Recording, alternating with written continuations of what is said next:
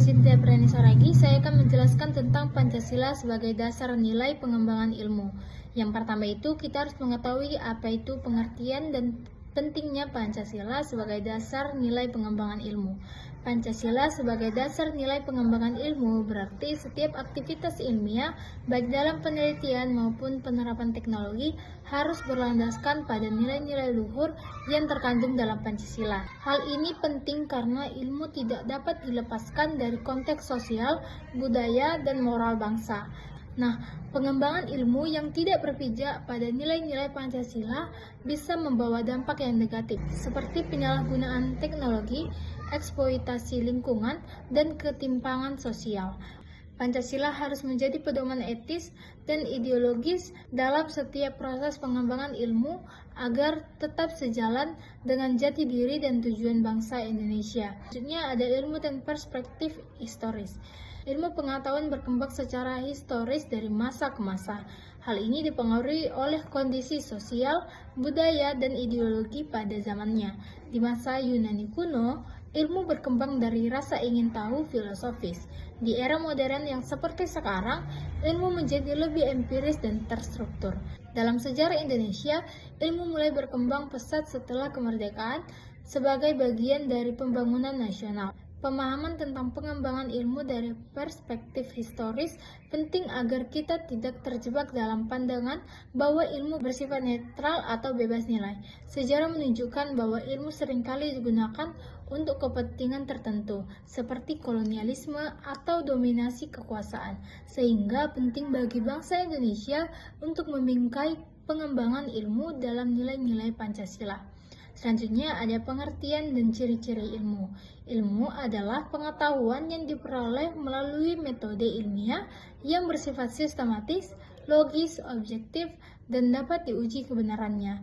Ilmu bertujuan untuk memahami, menjelaskan, dan memecahkan berbagai persoalan kehidupan berdasarkan fakta dan data yang dapat diverifikasi. Nah, ciri-ciri ilmu antara lain adalah empiris, yang berdasarkan pengalaman nyata dan observasi. Sistematis, yang berarti tersusun secara logis dan teratur. Objektif, tidak didasarkan pada pengalaman pribadi. Analitis, memiliki pengertian memecahkan masalah menjadi bagian-bagian, dan verifikatif, dapat diuji kebenarannya. Selanjutnya ada pilar-pilar penyangga bagi eksistensi ilmu. Terdapat beberapa pilar yang menjadi penyangga eksistensi ilmu, yaitu yang pertama, kebebasan akademik. Ilmuwan harus bebas berpikir, meneliti, dan mengungkapkan pendapat ilmiahnya. Selanjutnya ada etika ilmiah. Setiap kegiatan etika ilmiah harus menjunjung tinggi kejujuran, tanggung jawab, dan integritas. Selanjutnya nilai kebenaran dan kemanfaatan ilmu. Ilmu harus diarahkan untuk menemukan kebenaran dan memberikan manfaat bagi manusia.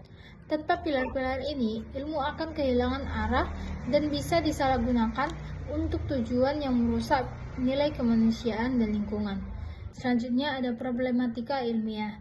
Ilmu juga menghadapi berbagai problematika, baik secara sisi internal maupun eksternal. Secara internal ada tantangan dalam menjaga objektivitas dan etika dalam riset. Sementara secara eksternal ilmu kerap berbenturan dengan kepentingan politik, ekonomi, dan ideologi tertentu. Selain itu, komersialisasi ilmu, plagiarisme, dan kurangnya pendanaan riset menjadi masalah nyata dalam pengembangan ilmu di Indonesia.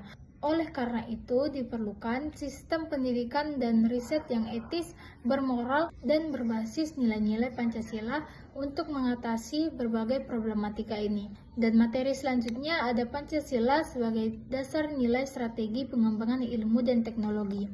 Pancasila menyediakan kerangka nilai yang strategis untuk pengembangan ilmu dan teknologi di Indonesia. Nilai ketuhanan menuntut ilmu agar tidak bertentangan dengan nilai spiritual